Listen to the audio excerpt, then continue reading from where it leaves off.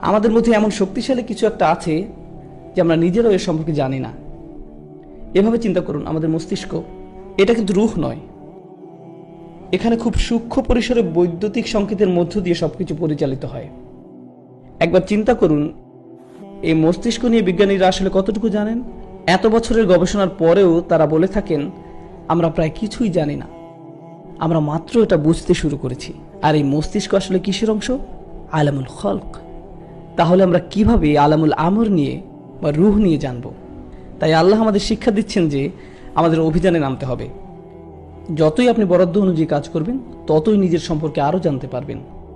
আপনি আসলে কে সেটা আপনি কখনোই জানতে পারবেন না যতক্ষণ আপনি নিজেকে কাজে নিয়োজিত না করছেন। আর আমি এটাই আপনাদেরকে বোঝাতে চাইছিলাম।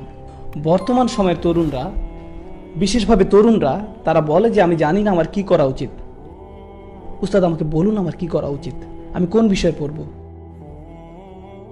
কোন চাকরি করব। কিন্তু তারা আসলে কিছুই করে না। তারা একজনের কাছ থেকে 30টা উপদেশ নেয়, তারপর আরেকজনের কাছে যায়, সেখান থেকে 40টা উপদেশ নেয়, তারপর আরেকজনের কাছ থেকে 50টা উপদেশ নেয়। এরপর যখন বিভিন্ন লোকের কাছ থেকে অনেক উপদেশ জমা হয়, তখন তারা বলে আমি তো 100 জনের কাছ থেকে 100 রকমের উপদেশ পেয়েছি। অবশ্যই, কারণ আপনি 100 জনের কাছে জিজ্ঞেস করেছেন আর 100 রকমের উত্তর পেয়েছেন, কারণ প্রত্যেক মানুষের মতামত ভিন্ন, তাই তারা ভিন্ন ভিন্ন উপদেশ দিবে। যতক্ষণ না আপনি নিজেকে কাজে নিয়োজিত করবেন, ততক্ষণ আপনি জানতে পারবেন না আপনি আসলে কি। আপনি আপনার শক্তি এবং দুর্বলতা কোনোটাই ধরতে পারবেন না। কোনো কাজ করার আগে ভয় পাওয়া বন্ধ করুন। উদ্যোগ নিতে ভয় পাবেন না, চেষ্টা করতে বা ব্যর্থ হওয়ার ভয় পাবেন না। ব্যর্থতা আসলে আপনার জন্য ভালো।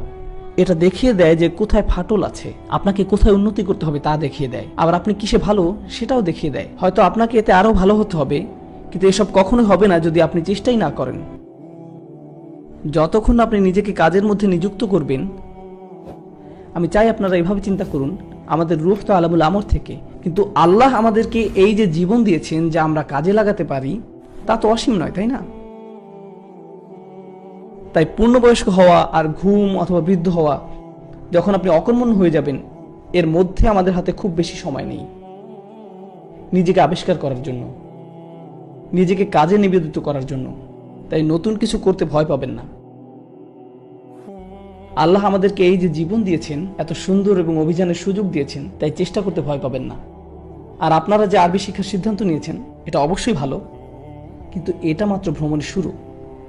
ব্যবসাগত, শিক্ষাগত সহ বিভিন্ন পেশা পরখ করুন। আর আপনি যদি ভয়ে জীবন কাটিয়ে দেন এই ভেবে, যদি এটা আমার জন্য না হয়, আমি যদি এতে সাফল্য না পাই, তাহলে আপনি সারা জীবন এক পাশেই পড়ে থাকবেন, জীবনে কোনো কিছুই করতে পারবেন না। ব্যর্থতার ভয় আপনাকে মুক্ত হতে হবে, নিজের শাকিলার উপর জোর দিতে হবে। আপনাকে প্রাথমিক ভয় কাটিয়ে উঠতে হবে, আর যখন তা পারবেন দেখবেন জীবনে আশ্চর্যজনক পরিবর্তন শুরু হয়েছে। ব্যর্থতার ভয় আপনাকে মুক্ত হতে হবে। আমি আপনাদেরকে আমার সবচেয়ে প্রিয় ছাত্রের কথা বলি। আপনারা হলেন আমার 5ম ব্যাচের ছাত্র, ভাবলেই অবাক লাগে। যাই হোক, আমার প্রিয় ছাত্র, নাম বলবো না, তার সমস্যা কি ছিল? আমি বলি আল্লাহ তাকে আরবি শিক্ষার জন্য সৃষ্টি করেননি, আমি এটাই বলি। কিন্তু সে আমার খুব প্রিয় ছাত্র, আমি তাকে খুবই ভালোবাসি, এবং সে, আমি যতজনকে চিনি তাদের সবার থেকে বেশি পরিশ্রম করেছে, রাত আর দিন। ব্রেকের সময়ও বাকিরা হয়তো অন্য কিছু করেছে, সে পড়াশোনা করেছে। মানুষজন দুপুরের খাবার খেতে যাচ্ছে, কিন্তু সে পড়ছে, সে নোটের মধ্যে ডুবে আছে, প্রশ্ন করছে আর পড়ছে তো পড়ছেই। এবং সে, আমি যতজনকে চিনি তাদের সবার থেকে বেশি পরিশ্রম করেছে। সে একের পর এক খাতা শেষ করে ফেলছে, নোট লিখে লিখে। তার হাত ব্যথা হয়ে যেত, তবু সে ল্যাপটপ ব্যবহার করতো না, কারণ সে ভাবতো তা হলো অলসদের কাজ। আর সে আমার কাছের একজন বন্ধু, আমরা এর আগে একসাথে সময় কাটাতাম। আগে যখন আমি বলতাম যে চলো কিছু একটা করি, সে রাজি হয়ে যেত। কিন্তু এখন যখন আমি তাকে ফোন করে বলি চলো বাইরে যাই, কিছু একটা করি, সে বলে না আমার কাজ আছে। অথচ দিনের বেলা আমি তার শিক্ষক, আর রাতে যখন তাকে আমি ফোন দেই সে বলে তাকে পড়তে হবে। ধন্যবাদ, ক্লিক। কিন্তু সে অনেক পরীক্ষায় ভয়াবহভাবে ফেল করেছে, কিন্তু তার জন্য আমার খারাপ লাগে না, কারণ সে সত্যিকার অর্থে চেষ্টা করেছে। আর এমন লোকও ছিল যারা খুব একটা চেষ্টা না করে 100 পেয়েছে। প্রথমত আমি মনে করি তাদের জন্য এই সময়ের কোনো মূল্য নেই, তারা যা শিখছে, আর আমি তাদের কাজকে শ্রদ্ধাও জানাই না। কিন্তু সে যা করছে আমি তাকে শ্রদ্ধা করি। আমি কিছু একটা করব, যথাসম্ভব চেষ্টার সাথে করব। ব্যর্থতার প্রথম আগমনেই ভয় পেয়ে পালাবো না, আমি অন্য কিছু করা শুরু করব না। আর এটাই আমাদের বুঝতে হবে ক্যারিয়ারের ক্ষেত্রেও। আপনি যে প্রচেষ্টা করবেন, যতক্ষণ আপনি উপভোগ করছেন, যে একটু ছন্দপতন ঘটলো, আপনি ভাবলেন এখন আমার অন্য কিছু করা উচিত। তাই কি? তাই কি? এটা তো জান্নাত নয়। ভালো দিনের সাথে খারাপ দিন তো থাকবেই, এই জীবনটাই এমন। যখন অনুগ্রহ আসতে থাকলো আমি খুশি, সব ঠিক আছে, আমি খুশি। আর যখন কিছু মনমতো হলো না, তারা চরম হতাশাগ্রস্ত হয়ে গেল। কানাইয়া উসা, তারা চরম হতাশাগ্রস্ত হয়ে গেল। আমার এটা করা ঠিক না, বা এটা আমার জন্য না। এটা ছাত্রদের সাথেও হয়। তারা একটা পরীক্ষা ফেল করে, আরে না ফেল না, 95 ফেল, আস্তাগফিরুল্লাহ। আপনি কিভাবে বাপ মাকে মুখ দেখাবেন? আপনাকে কে বিয়ে করবে কারণ আপনি 95 পেয়েছেন? আমার মনে হয় আমার পড়াশোনা ছেড়ে দেওয়া উচিত, কারণ এখন আর কোনো লাভ নেই। সত্যি সিরিয়াস হন, মেরুদণ্ড শক্ত করুন। আপনি যাই করেন না কেন নিজেকে পুরোপুরি নিবেদিত করুন। আর এটা শুধু এই প্রোগ্রামে না, জীবনের সব ক্ষেত্রেই প্রযোজ্য। যাই করুন পুরোপুরি মনোযোগের সাথে করুন। আপনি যাই করেন না কেন নিজেকে পুরোপুরি নিবেদিত করুন। অবশ্যই সাহায্য চাইতে পারেন, কিন্তু অতিরিক্ত চাইবেন না। এমন যেন না হয় যে আপনি উপদেশের পর উপদেশ নিচ্ছেন কিন্তু নিজে কিছুই করছেন না।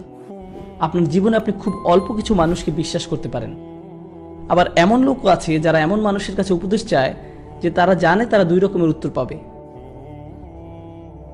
কারণ তারা দ্বিধায় থাকতে পছন্দ করে। তারা একে অজুহাত হিসাবে ব্যবহার করে। সে এটা বলেছে কিন্তু তুমি তো এটা বলেছ।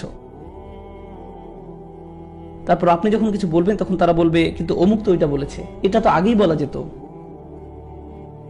উপদেশ নেবেন কিন্তু তার যেন উদ্দেশ্য থাকে।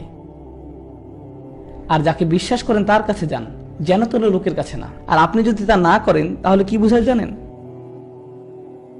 প্রথমত আপনার নিজের উপর বিশ্বাস নেই, দ্বিতীয়ত আপনি মানুষকেও বিশ্বাস করেন না।